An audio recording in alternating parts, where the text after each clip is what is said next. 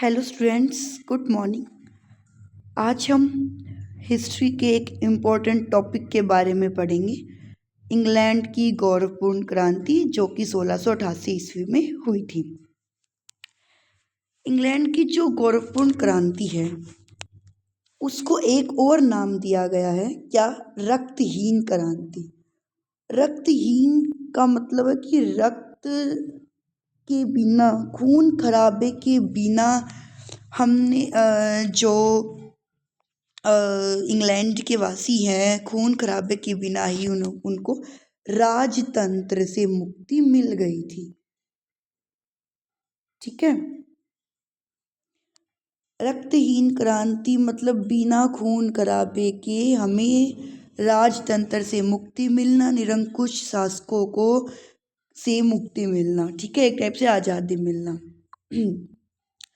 तो आगे पढ़ते हम क्या बता रहे हैं कि यह एक रक्तहीन धार्मिक राजनीतिक क्रांति थी जिसने कैथोलिक के जो राजा जेम्स द्वितीय को हटाकर उसकी प्रेजेंट बेटी जो मेरी और उनके पति विलियम ऑफ हैं को संयुक्त शासक बनाया, मतलब इंग्लैंड का शासक बनाया, जिन्होंने क्या किया, इंग्लैंड में संसदीय संप्रभुता की स्थापना की। मतलब संसद की स्थापना की गई, जो लोग हैं उनके अधिकारों का वर्णन किया गया। ठीक है, दो सदन बनाए गए इस टाइप से। और जो राजा की जो शक्तियाँ होती, निरंकुश शासक होते हैं, उनके ऊपर अंकुश लगाया गया। ठीक है, मतलब कि जो पहले के टाइम पे क्या होता था, जो राजाएं होती हैं वो लोगों से, प्रजा से कर वसूलते थे, उनके ऊपर अत्याचार करते थे। ठीक है, अपनी मनमानी करवाते थे और जो दैवी सिद्धांत था उनमें विश्वास रखते थे। ठीक है, तो ऐसे ही इंग्लैंड में भी दो शासन आए थे, एक था ट्यूडर, एक था स्टुअर्ट। तो जो ट्यूडर है उन्होंने तो संसदीय शासन को मान लिया था, परंतु जो स्टुअर्ट है उन्होंने निरंकुशता के विचार को प्राथमिकता दी थी, दैवी सिद्धांतों में उन्होंने विश्वास किया था। जो स्टुअर्ट हैं उन्होंने संसद की उपेक्षा की थी, उनके सहयोग के बिना ही शासन को चलाने का प्रयास किया था। लेकिन इससे लोगों के मन में स्टुअर्ट शासकों के लिए विरोध उत्पन्न हुआ, जिससे कि उस विरोध ने क्रांति का रूप ले लिया। ठीक है, आगे क्या बता रहे हैं, संवैधानिक राजतंत्र और लोकतंत्र के बीच में बीज बोए गए, जिससे देश में राजनीतिक और आर्थिक दिशा बदल गई। मतलब संसद की स्थापना होने के बाद, लोगों को अधिकार मिलने के बाद, लोगों को अपने अधिकारों के बारे में पता चलने के बाद उन्होंने निरंकुश शासकों का विरोध किया, क्रांति की, जिसे हम गौरवपूर्ण क्रांति, रक्तहीन क्रांति के नाम से जानते हैं। इसके मेन रीजंस क्या थे, इसके मुख्य कारण क्या थे? धार्मिक असंतोष, मतलब क्या है कि जो जेम्स द्वितीय है, जो कि रोमन कैथोलिक धर्म के प्रति झुकाव और प्रोटेस्टियों के अधिकारों को निलंबित करना प्रमुख कारण था, जिससे जनता में डर पैदा हुआ। क्या कह रही हैं कि जो जो प्रजा का अपने खुद का धर्म था उसको छुड़वा कर जो जेम्स द्वितीय वो अपना धर्म, रोमन कैथोलिक धर्म को अपनाना चाहता था, उनको उनके ऊपर थोपना चाहता था, अपने धर्म को दूसरे लोगों के ऊपर थोपना चाहता था। ठीक है, मेन रीजन था धार्मिक रीजन। उसके बाद संसदीय संप्रभुता का उल्लंघन किया। संसदीय संप्रभुता का मतलब है लोगों के द्वारा शासन करना, मतलब संसद के अकॉर्डिंग, जो संसद ने कानून बनाए उसके अकॉर्डिंग राजा शासन करता है।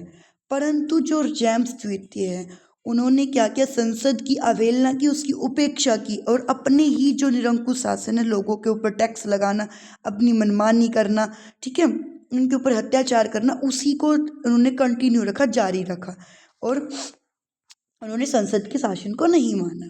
ठीक है, अपनी ही मनमानी उन्होंने की।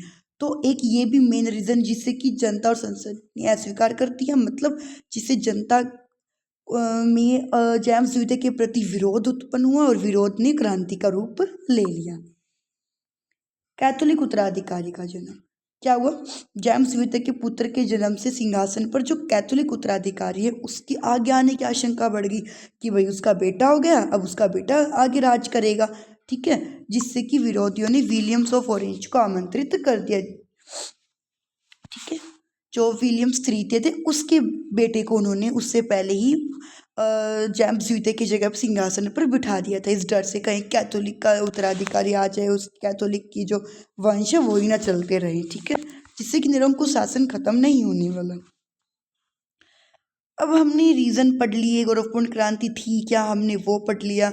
अब इसकी हुआ क्या था इसके अंदर।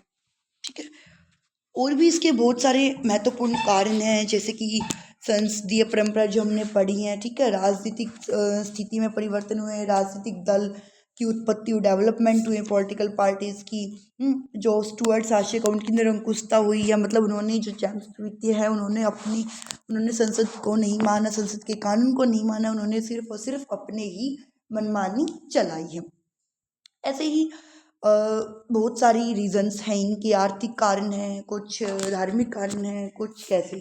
अब इनमें मेन घटना क्या हुई थी हमें वो और देखते हैं। देखो, विलियम्स ऑफ ऑरेंज ने इंग्लैंड पर आक्रमण किया। ठीक है, जिसके बाद जो जेम्स द्वितीय वो फ्रांस भाग के और उनका समर्थन बिखर गया। जो लोगों ने विलियम ऑफ ऑरेंज को आमंत्रित किया था इंग्लैंड में शासन करने के लिए, जेम्स द्वितीय के निरंकुश शासकों से बचने के लिए। ठीक है, तो जिससे कि उन्होंने इंग्लैंड पर आक्रमण किया और जो जेम्स द्वितीय था वो फ्रांस से भाग गया, समर्थन बिखर गया। विलियम और मैरी जो उनकी वाइफ है उनको इंग्लैंड का शासक घोषित कर दिया गया। ठीक है, जो लोग चाहते थे।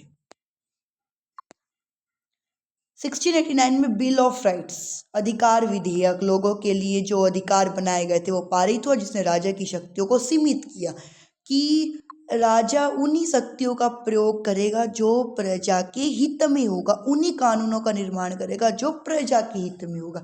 अगर वो ऐसे कानून का निर्माण करते जो प्रजा के हित में नहीं है तो उसका विरोध किया जाएगा। ठीक है, और संसद की सर्वोच्चता प्राप्त हुई कि संसद के कानूनों को माना जाएगा। जो संसद कानून पारित करेगा वो राजा को मानना पड़ेगा। राजा निरंकुश शासन नहीं कर सकता है, राजा अपनी मनमानी नहीं करेगा। ठीक है, वो संसदीय संप्रभुता के अंतर्गत इनको लिया गया। तो ऐसे ही बहुत सारी घटनाएं हुई हैं। ठीक है, जिससे कि इंग्लैंड एक, मतलब इसको हम रक्तहीन क्रांति क्यों बोलते हैं, कि बिना मतलब मारपीट, बिना खून खराबा ही लोगों को राइट्स मिल गए, लोगों को अपने अपने अधिकार मिल गए, उन बिना ही किसी और, बस एक क्रांति की उन्होंने, लोगों को अपने अपने क्या मिल गए, अधिकार मिल गए। ठीक है, अब इसके कुछ महत्व और परिणाम देखते हैं क्या क्या हुए थे। महत्व और परिणाम हमारे पास क्या क्या है इसके। संवैधानिक राजतंत्र की स्थापना हो गई। इंग्लैंड में राजा की जो दैवीय शक्तियां हैं, जो निरंकुश शासन है, उसका अंत हो गया जेम्स द्वितीय के जाने के बाद। ठीक है, और कानून का शासन स्थापित हुआ। संसद जो बनाई गई थी, मैग्ना कार्ट जिसको हम बोलते हैं, जिसमें लोगों के लिए अधिकारों की सूची बनाई गई है और निरंकुश शासन का अंत किया गया है, उन कानूनों का शासन स्थापित हो चुका था। जो निरंकुश शासन उसका अंत हो गया था और जो संसद उसकी स्थापना करवा दी गई थी, उसको हम संवैधानिक राजतंत्र, गणतंत्र, ठीक है, कहते हैं। संसद की शक्ति में वृद्धि हुई। ठीक है, जो संसद है जनता के प्रतिनिधियों के रूप में शासन में प्रमुख शक्ति बन गई।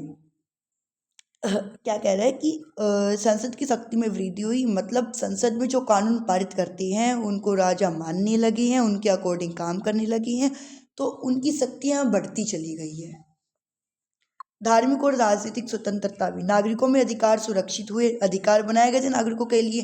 राजनीतिक अत्याचार का भय कम हुआ, मतलब कि जो राजा का धर्म है वही प्रजा के ऊपर थोपना, ये सब चीजें बंद हो चुकी थी जब से जेम्स द्वितीय को भगाया गया था। ठीक है, संसद में कानूनों के शासन की स्थापना की गई थी और नागरिकों के अधिकार सुरक्षित हो कि नागरिक अपनी मर्जी से अपने धर्म को अपना सकते हैं, उनके ऊपर किसी हम और धर्म को जबरदस्ती से नहीं थोप सकते हैं। ठीक है, वो सब चीज़ बंद हो चुकी थी। राजनीतिक अत्याचार का मतलब है कि लोगों को टैक्स देना पड़ेगा, उनके पास कुछ हो नहीं हो उनको सब करना पड़ेगा, जो राजा बोले उनकी मनमानी उनके ऊपर थोपी जाएगी, उनको सबकी बात माननी जाएगी। ऐसा कुछ नहीं था, सब कुछ अच्छे से चलने लगा था, लोग अब आज़ाद हो चुके थे एक टाइप से हम बोलेंगे। ठीक है, आर्थिक विकास, मतलब राष्ट्रीय बैंकिंग प्रणाली, पूंजीवाद को बढ़ावा, आर्थिक विकास हुआ। अब मतलब लोग हैं इस, मतलब जो राजा हैं उन्होंने क्या किया जो संसद बनाई गई उन्होंने क्या किया, जो जो मतलब नेशनल बैंकिंग है उनकी प्रणालियों को बढ़ाया, पूंजीवाद मतलब जो उद्योग है उनकी स्थापना की, जिससे लोगों को जॉब मिली, नौकरियां मिली और उससे आर्थिक विकास हुआ। अब हम निष्कर्ष क्या निकलता है कि ये क्रांति रक्तहीन है। मेन पॉइंट, इंग्लैंड को एक आधुनिक संवैधानिक लोकतांत्रिक राष्ट्र की दिशा में आगे बढ़ाया। आधुनिक संवैधानिक मतलब प्राचीन जो हमारे रूढ़िवादी प्राचीन विधियां थी उनसे मुक्ति मिली। इंग्लैंड के प्रजा को संवैधानिक कानूनों का स्थापना की गई, लोगों में अधिकार दिए गए, लोगों को लोकतांत्रिक लोगों के अकॉर्डिंग शासन किया गया, लोगों के हितों में शासन किया गया। ऐसे एक नए राष्ट्र की को दिशा मिली इंग्लैंड को। ठीक है, तो ये हमने गौरवपूर्ण रक्तहीन क्रांति इंग्लैंड के बारे में, जो कि 1688 से 1689 के बीच में हुई थी, बहुत इंपॉर्टेंट क्रांति हिस्ट्री में। अगर कुछ आपको ना समझ में आया तो प्लीज़ कमेंट बॉक्स में कमेंट ड्रॉप डाउन करना, या किसी और टॉपिक पे वीडियो बनानी है तब भी आप कमेंट कर सकते हो। Thank you so much.